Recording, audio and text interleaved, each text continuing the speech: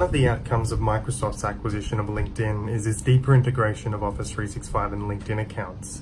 This feature is rolling out now to desktop apps in targeted release, but if you don't have it there, you might be able to make the connection in Outlook on the web. So clicking on a person's contact card brings up the LinkedIn icon, and clicking it for the first time lets you sign into LinkedIn to associate your accounts.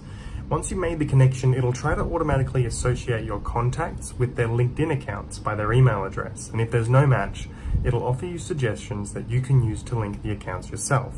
So what will this do for you?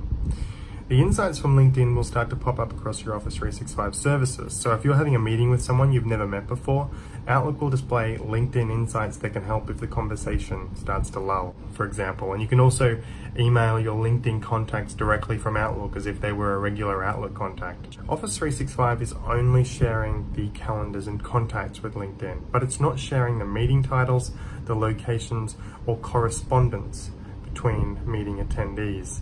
Now this feature is rolling out now, and for most tenants the ability to link LinkedIn and Microsoft Office 365 accounts is going to be enabled by default, but it won't be enabled by default for Microsoft Cloud US government tenants, Microsoft Cloud Germany, or Azure and Office 365 tenants operated by 21 Vianet in China.